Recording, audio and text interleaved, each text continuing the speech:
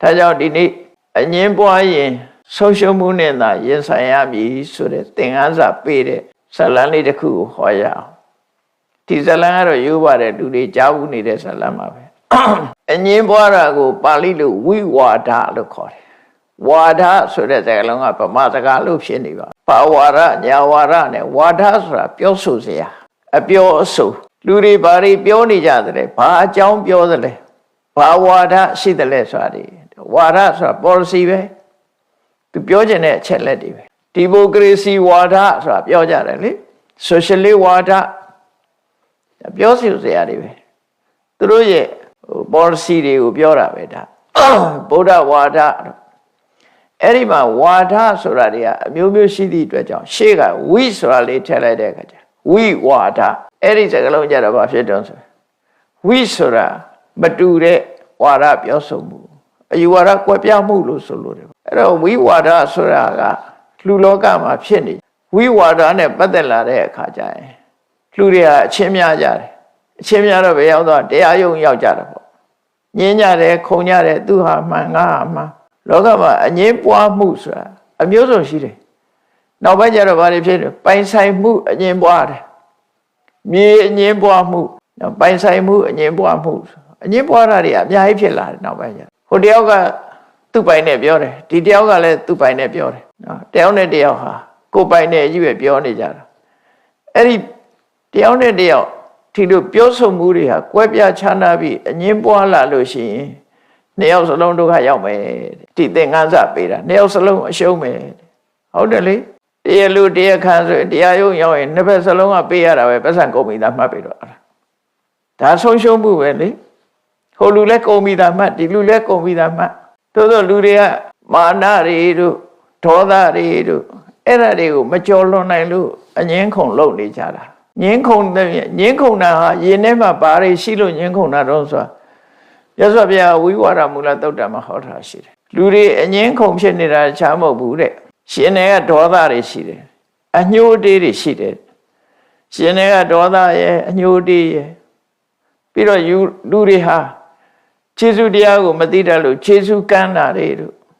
ဂုံတုဂုံပြိုင်လှုပ်ချင်တာတွေတို့မနာလိုစိတ်တွေတို့ကိုယ်သာကြီးပွားခြင်းနဲ့စိတ်တွေတို့အိတ်တာမစ္စရိယ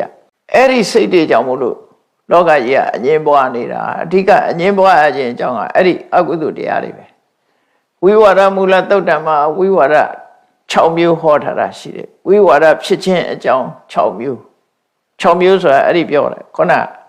မခံခြင်းစိတ်တွေတို့အညှိုးတေးတွေတို့နောက် jealousy တွေတို့ကိုယ်သာလှုပ်ခြင်းနဲ့ selfishness တွေတို့အဲ့ဒါတွေကြောင့်မို့လို့လူတွေအငြင်းပွားနေကြတာဟာအဲ့လိုအငြင်းပွားပြီဆိုလို့ရှိရင်အငြင်းပွားသူ2ယောက်စလုံးဒီအရှုံးနဲ့ပဲကြုံရမယ်ဘယ်သူမှအမြတ်မရဘူးလို့ဆိုလို့တယ်အဲ့ဒါကိုသင်္ကန်းစာပေးထားတာ2ယောက်စလုံးအရှုံးဘယ်သူရသွားတော့ဆိုဂျားလူတယောက်ကရသွားလက်တွေ့ကြကြပြောမယ်ဆိုလို့ရှိရင်အငြင်းပွားရင်ဘယ်ရောက်တရားယုံရောက်တော့ဘယ်သူတွေစသွားကြတာဒါတော့ပြောစရာမလိုအောင်သိနေကြဘယ်သူတွေရသွားတာဘယ်သူတွေကြွယ်ဝသွားကြတော့ဘယ်သူတွေချမ်းသာသွားကြတော့ဒီလူတွေက2ယောက်စလုံးကပေးလိုက်ရပြီလေဘယ်သူမှအမြတ်မရဘူးရောက်စလုံးရှုံးတယ်အဲ့ဒီဟာကိုတေးရုပ်ဖော်ထားတာပါဒီဇလံဒါမို့မြတ်စွာဘုရား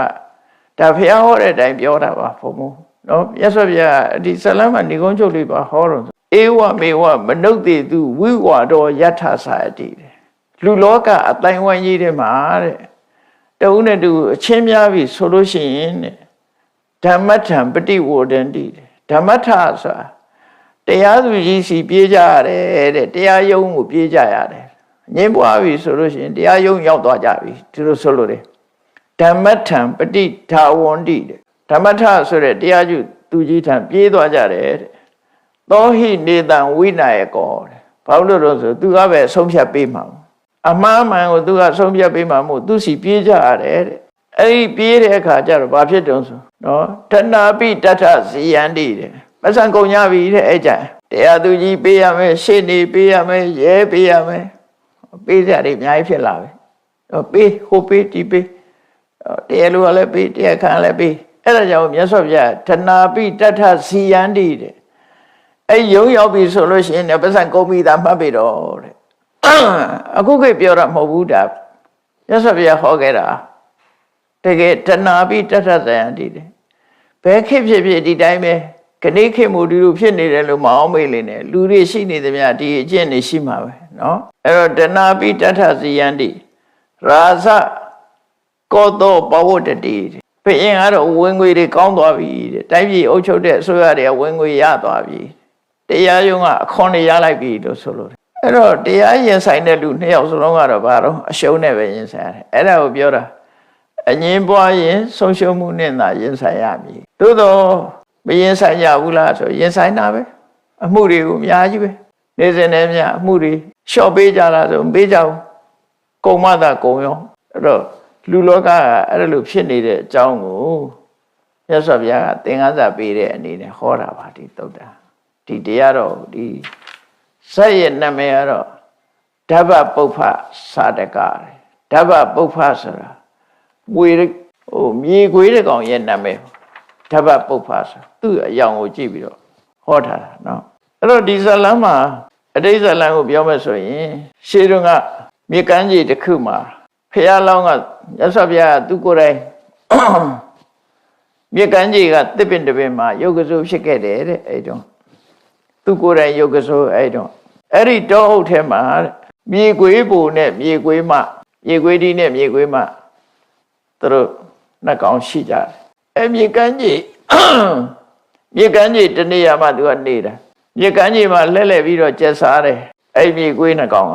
တနေ့ကျတော့မြေခွေးမကမြေခွေးဒီကိုပြောတယ်တဲ့သူငချင်းသားစားခြင်းနဲ့ပေါ့သူတို့လည်းကမ်းခြေမှာနေတယ်ဆိုတော့ငါးသားခဏခဏစားပုံရတယ်ငါးကိုရေတွေကငါးဆိုတာလည်းတစ်ခါတလေရေတွေကနေခုံပြီးကုန်းပေါ်ရောက်ချင်ရောက်လာတာလေ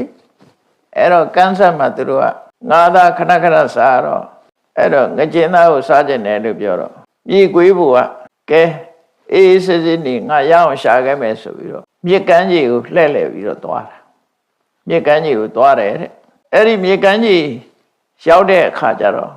သူဘာတွေ့တော့ဆိုသဲတောင်မြေပေါ်မှာဖြတ်နှကောင်သွားတွေ့တယ်ဖြတ်နှကောင်သွားတွေ့တယ်အဲ့တော့ဖြတ်နှကောင်က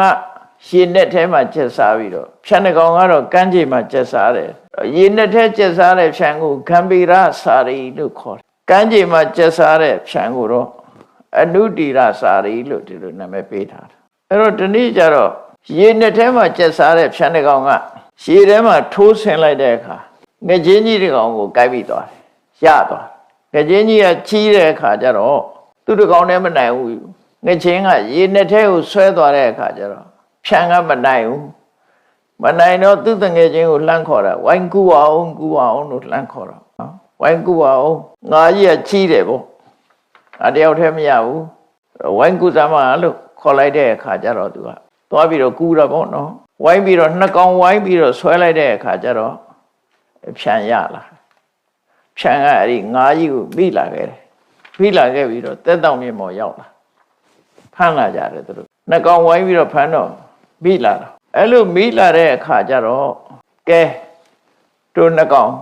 ခွဲဝေကြမယ်ငချင်းကြီးတစ်ကောင်ကိုခွဲကြမယ်လို့အချင်းများပြီအဲ့ကြတော့သူကခေါင်းပိုင်းလိုချင်တယ်သူကအမီးပိုင်းလိုချင်တယ်ခေါင်းပိုင်းနဲ့အကောင်းဆုံးနေရာကိုလို့ရွေးကြပြီပေါ့လေဟိုကလည်းငါအရင်တွေ့တာဒီကလည်းမင်းငါကူလို့ရတာပရမတ်တွေ့တဲ့ကောင်လည်းငါအရင်တွေ့တာငါအရင်ဖမ်းတာအဲ့တော့ငါအကောင်းတဲ့အပိုင်းကိုရသင့်တယ်ဟိုကလည်းပဲမင်းငါမကူလို့ရှိရင်ရမလားငါကူလို့ရတာမင်းနဲ့ငါတူတူလုံးရတာပဲလောကလူတွေကလေ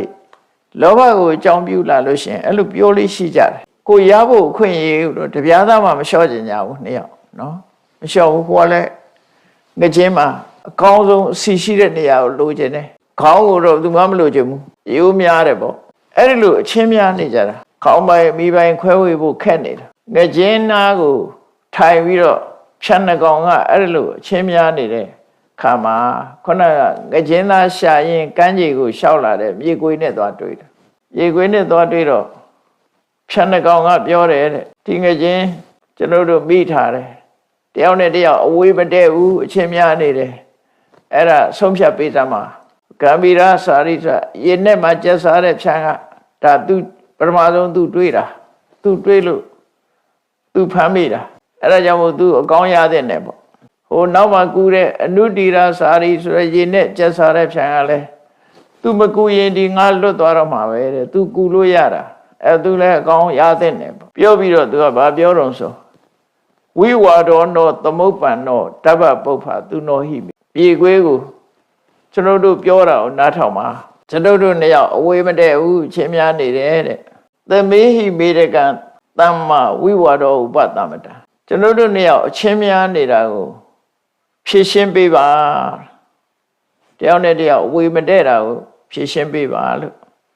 မြေခွေးကိုသွားပြီးတော့သူတို့ကအာကိုတကြီးပြောလိုက်တဲ့အခါမြေခွေးကဘာပြောတော့ဆို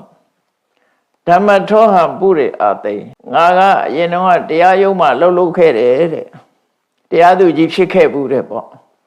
ငါတရားသဖြင့်ဖြည့်ရှင်းပေးနိုင်တယ်ဓမ္မထောဟံပုရိအာသိအရင်တော့ငါတရားသူကြီးလုပ်ခဲ့တာတဲ့ဘဟုအတ္တမေတိရိတာ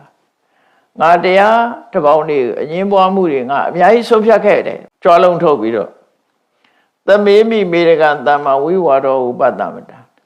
မင်းတို့အကျဉ်းမွားမှုကိုငါမျှမျှတတငါဆုံးဖြတ်ပေးနိုင်တယ်ငါဒီတရားဆုံးဖြတ်တဲ့နေရာမှာငါကျွမ်းကျင်တယ်ပေါ့ရင်းတော့ငါတရားသူကြီးဟောင်းပေါ့သူလုပ်ပေးနိုင်တယ်လို့သူကအဲ့လိုပြောတယ်အဲ့လိုပြောပြီးတော့သူစီကအဆုံးဖြတ်တောင်းတဲ့ကသူကဘာပြောတော့ဆိုအနုတိရစာရိနင်္ဂုဋ္ဌံတိတံကမိရစာရိနောငါဆုံးဖြတ်ပေးမယ်တဲ့မင်းတို့နားထောင်တယ်ဒီရင်းနဲ့ပိုင်းကျက်စားတဲ့ဖြံကမင်းကအမိပိုင်းကိုယူတဲ့တိတံကမိရစာရိနောခေါင်းပိုင်းကိုတော့ရှင်နဲ့ကျက်စားတဲ့မင်းကယူတဲ့ခေါင်းနဲ့ငါကခေါင်းနဲ့ရေနဲ့ကိုကူးသွားတာအဲ့ဒါကြောင့်မို့ခေါင်းပိုင်းကမင်းနဲ့တော်တယ်ဟိုကောင်ကအမိကိုဝိုင်းဆွဲရတာဖြစ်တော့မင်းအမိပိုင်းယူတဲ့ဣစ္ဆာယံမစ္စည်းမောခန္ဓောဓမ္မထတဝိသတိကြံတဲ့အလယ်ပိုင်းကတော့တရားသူကြီးဖြစ်တဲ့ငါအတွက်ပဲအဲ့ဒါတရားသူကြီးဆုံးဖြတ်လိုက်တာရေကွေးတရားသူကြီးဆုံးဖြတ်တဲ့ဟာနော်မင်းကအမိပိုင်းယူမင်းကတော့အနဲ့ခေါင်းပိုင်းယူအလယ်ပိုင်းဆိုတာအကောင်းပဲအသားတွေကြီးပဲလေခေါင်းဆိုတော့လည်းအယူများတယ်ဘာမှစားကြမရှိဘူးအမိဆိုတာလည်းစားကြမှမရှိတာအဲ့တော့အလေသားကိုသူယူမယ်ဆိုပြီးတော့ငါးကိုကိုက်ဖြတ်ပြီးသုံးပုံပုံပြီးတော့အဲ့လိုတရားဆုံးဖြတ်ပေးလိုက်တယ်အဲ့လိုတရားဆုံးဖြတ်ပေးလိုက်တဲ့အခါတရားဆုံးဖြတ်ပြီးအလေပိုင်းအကောင်းစားကိုသူကယူပြီးတော့သွားပါလေရောအဲ့ဒီတော့ဖြတ်နှစ်ကောင်ကကောင်းရတဲ့ဖြံအမိရတဲ့ဖြံကောင်းရတဲ့ဖြံကလည်းပဲခေါင်းကိုမစားနိုင်ဘူးသူကလည်းအလေပိုင်းလိုချင်တာအမိရတဲ့ဖြံကလည်းပဲသူကအလေပိုင်းလိုချင်တာနှစ်ဦးစလုံးကမကောင်းတာကိုရလိုက်ရတယ်အကယ်၍သာသူတို့မျှမျှတတခွဲဝေကြမယ်ဆိုလို့ရှိရင်ဒါတော်တော်ကြာအောင်စားရမယ်ပေါ့ငါးကကြီးတော့တော်တော်ကြာအောင်စားရမယ်တစ်နတ်တည်းမကဘူးနှစ်နတ်သုံးနတ်စားရမယ်ဟာအဲ့ဒီကြတော့မှသူတို့ကရေခွေးကိုတရားသူကြီးလှုပ်ပြီးတော့ဆုံးဖြတ်ပေးသွားတော့ဘာမှမတတ်နိုင်ဘူးကအလေသားကြိုက်ပြီးခြီးပြီးပြန်သွားပြီ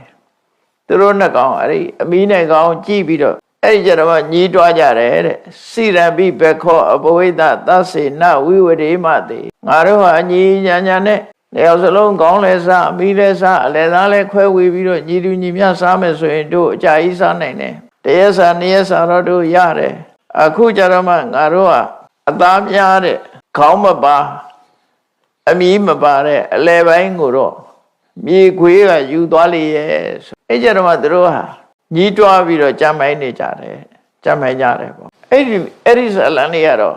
950ထဲမှာဆက်400မြောက်ဆက်မှာဖော်ပြထားတာဖြစ်တယ်ပေါ့အဲ့တော့မြေခွေးကအလဲသားကိုခြီးပြီးတော့သူ့ရဲ့မြေခွေးမှရှိတဲ့စီကိုသွားလာအဲ့လိုသွားတဲ့ဟာကိုယထာပိရာဇနန္ဒေယရိစ္ဆလတ္တနာခတ္တိယောဧဝဟမစ္ဆနန္ဒဘိဒိဋ္ဌဝပုံနာမုခံပတိမြေခွေးမကသူပြန်လာတာမြင်ရတဲ့အခါပြုံးလို့ရွှင်လို့ကြည့်ပြီးတော့ဟာအောင်ပွဲရလာတဲ့မင်းဆိုးရာဇာလိုပဲဒီကနေ့ကြည့်ရတာခွေးကတော့ပြုံးတတ်တယ်သိကြတယ်ဟုတ်တယ်ခွေးပြုံးတာသူမြင်သွားတာပေါ့နော်ငကျင်းသားကိုကိုက်ပြီးတော့လာတော့အောင်ပွဲရလာတဲ့မင်းဟာပြုံးရွှင်လာတယ်လို့ပဲဒီကနေ့ကြည့်ရတာပြုံးရွှင်ရွှင်နဲ့ရှိလိုက်တာလို့ပြောတော့ကထာနုထလဇောတန်တော်ဥရကေမစ္ဆံပရမတိပုထောမေသမ္မာအခါဟိကထာအဓိကတံတရားကုန်းပေါ်မှာကျက်စားတဲ့မြေခွေးတစ်ကောင်အနေနဲ့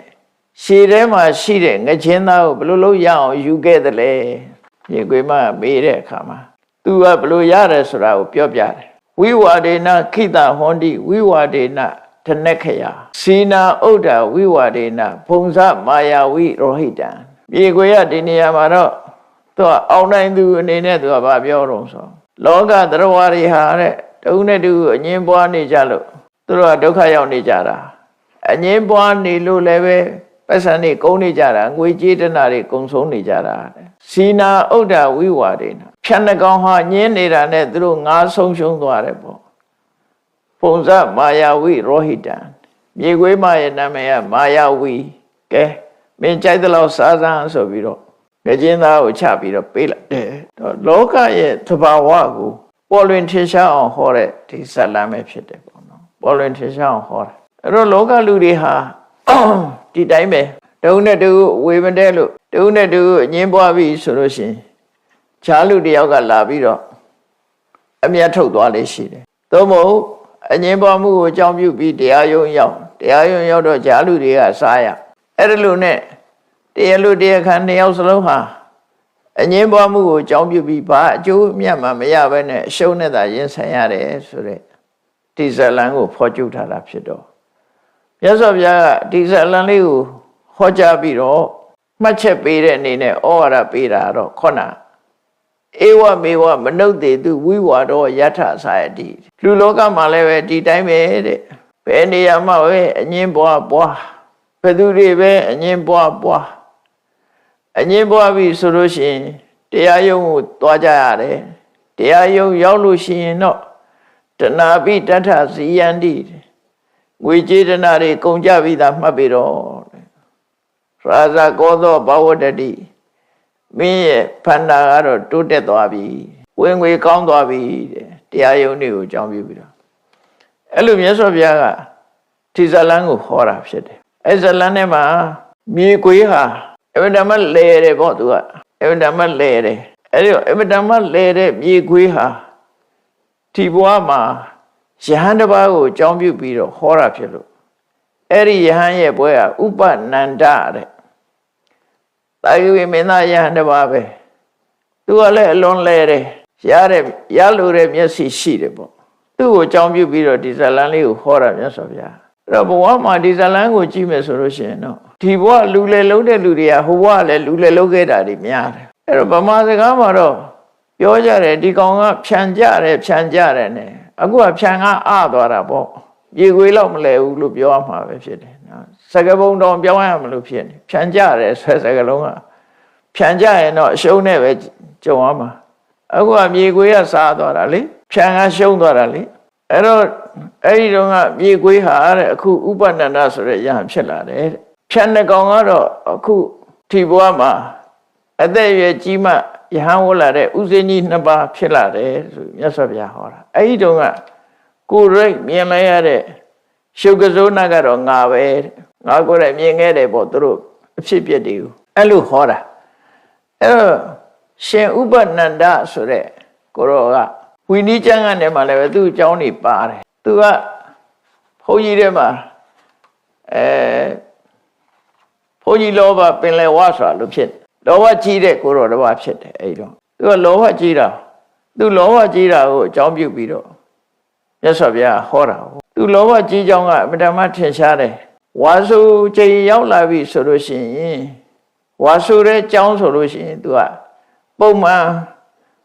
ကျောင်းဝါဆိုတဲ့ပုဂ္ဂိုလ်တွေကိုလှူလေတန်းလေးရှိကြတယ်အဲ့ဒီခေတ်ကဒီကျောင်းမှာနေတဲ့ပုဂ္ဂိုလ်အတွက်ဆိုပြီးသီးသန့်လှူတာတွေရှိတယ်အဲ့တော့သူကဝါဆိုနေရောက်လာပြီဆိုလို့ရှိရင်တဲ့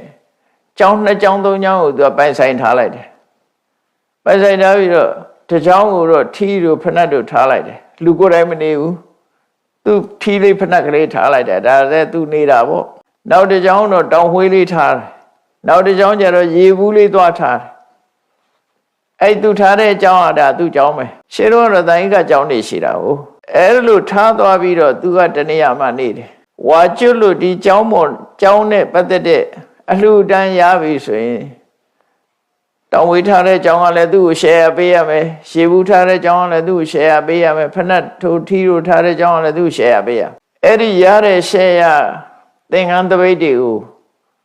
သူကစုပြီးတော့ယူသွားတာလောဘကြီးတော့စုပြီးတော့ယူသွားတာရသော်ဗျာဒါကြောင့်မို့ယဟန်တွေကိုဟောတယ်ပစ္စည်းနဲ့ပတ်သက်ပြီးတော့